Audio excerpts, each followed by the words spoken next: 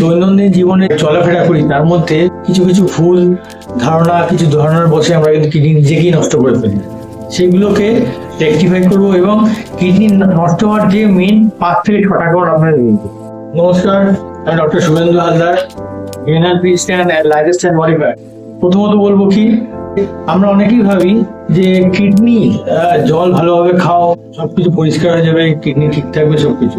হ্যাঁ, অবশ্যই জল আপনাকে কিডনি ঠিক রাখতে গেলে অবশ্যই খেতে হবে, কিডনির স্বাস্থ্য ঠিক রাখতে গেলে। কিন্তু তাই বলে এই নয় যে প্রচুর পরিমাণে জল খেতে থাকবেন। সকালে উঠে হয়তো এক বড় বোতল 2-3 লিটার জল খেয়ে নিলেন, সেরকম নয়। কারণ কি, কিডনির কাজ হচ্ছে ফিল্টারেশন করা, মানে হচ্ছে কি আপনার ছাঁকনির মতো কাজ করা। তো আপনার জলটা যখন আপনি দেন, সে জল যতই ভালো হোক না কেন, সে কিন্তু ছাঁকনি দিয়ে ছাঁকবে, কারণ তার এটাই কাজ। সে যা পাবে না কেন সে ছেঁকে দিয়ে বের করবে। এবার আপনি যখন বেশি পরিমাণে জল আপনি কিডনিতে দিতে থাকছেন, তাহলে কি হবে, যে কিডনি বেশি পরিমাণে জল ছাড়ছে, ফলে কি সে বেশি পরিমাণে ওয়ার্ক করছে। বেশি পরিমাণে ওয়ার্ক করার জন্য সে কিন্তু একসময় ফেলিওর হয়ে যাবে। এটা তো একটা মেশিন, তো কিডনি ফেল হতে পারে। তো এই জন্য কি করতে হবে, ফার্স্ট যেটা হচ্ছে কি, আমরা যে নর্মাল জল খাই সেটাকেও সিস্টেমে খেতে হবে। আপনাকে যে একটা মাপ আছে সেই মাপে খেতে হবে। যে রেগুলার মোটামুটি 8 থেকে 10 গ্লাস যে জল আমরা যেটা খাই সেটা খেতে হবে। এবং চেষ্টা করতে হবে যে যাদের কিডনির প্রবলেম হয়ে গেছে তারা ডাক্তারের পরামর্শ হিসেবে যেরকম করে বলছেন সেইভাবে খেতে, তার বেশি জল খাওয়া যাবে। এবার বলি যে কিডনিতে যদি আপনি জল বেশি পরিমাণে খান বা বেশি ঠিক পরিমাণে খাচ্ছেন কিনা কিভাবে বুঝবেন? দেখুন, আপনি যদি ইউরিনের দিকে তাকিয়ে থাকেন, আপনার নিজের ইউরিন দেখে, তাহলে কিন্তু আপনি বুঝতে পারবেন আপনার জল খাওয়ার পরিমাণ ঠিক আছে কিনা। যখন দেখবেন আপনি ইউরিন খুব বেশি ডিপ গাঢ় ইয়েলো হয়ে যাচ্ছে, খুব ডিপ হলুদ হয়ে যাচ্ছে, তখন ভাববেন যে আপনার শরীরে জলের দরকার আছে, তখন আপনাকে জল খেতে হবে। যখন আপনি দেখবেন যে টয়লেট করছেন, টয়লেটের পরিমাণ যখন দেখছেন যে একেবারে ঝকঝকে চকচকে একদম, তার মানে কি আপনার জল খাওয়া অতিরিক্ত হয়ে যাচ্ছে, তার মানে আপনার কিডনি কিন্তু বিপদে আছে।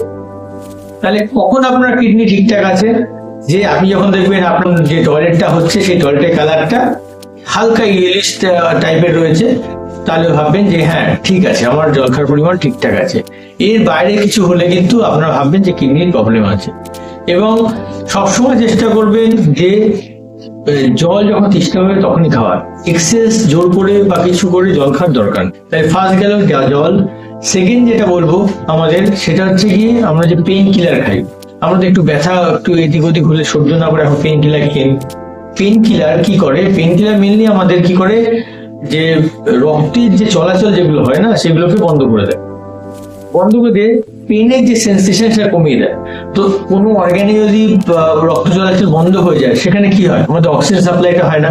তো যখন পেন কিলার আমরা বেশি পরিমাণে খাই, তখন কি হয়, সেটা কিডনির যে সমস্ত যে কিডনির যে পার্টস গুলো আছে, তার যে সেলগুলো আছে, তার মধ্যে একটু ব্লাড সার্কুলেশন কি করে, কম করে দেয়। ফলে কি, তার মধ্যে অক্সিজেন চলাচল কম হয়। অক্সিজেন চলাচল কম হলে আমাদের হচ্ছে গিয়ে যে আমাদের যে সেলগুলোর যে ক্ষমতা, সে ক্ষমতা কিন্তু নষ্ট হয়ে যায়। ফলে কি হয়, যে অর্গানটা কাজ করা বন্ধ করে দেয়। ফলে এইভাবেও কিন্তু আমরা পেইন কিলার খেয়েও কিন্তু আপনার এটা করে ফেলতে পারি। উচ্চ ডায়াবেটিস যাদের আছে, খুব উচ্চমাত্রায় ডায়াবেটিস যাদের আছে, সুগার যাদের আছে, তাদের ক্ষেত্রে কি হয়, রক্তে চিনির পরিমাণ বেশি বেড়ে যায়। ফলে চিনিটা আবার হচ্ছে কি, যখন ধারণ করতে না পারে সেটা কিডনিতে দিয়ে দেওয়া হয়। কিডনি আবার সেটাকে ছাঁকনিতে বের করে। এবার একটা ছাঁকনিতে যদি একটা গাঢ় চিনি সিরাপ আপনি দিয়ে দেন, তাহলে কি ছাঁকনি মুখ বন্ধ হয়ে যায়। তো কন্টিনিউ যদি আপনি ছাঁকনির মধ্যে যে গাঢ় চিনি সিরাপ দিতে থাকেন, সেটা কি কিডনি যে ছাঁকনি যেটা আছে সে ফিল্ট্রেশন প্রক্রিয়াকে নষ্ট করে দেয়। ফিল্ট্রেশন প্রক্রিয়াকে নষ্ট করে দিলে আপনার কিডনির উপরে চাপ পড়ে যায় এবং আস্তে আস্তে কিন্তু কিডনি পক্ষে চলে থাকে।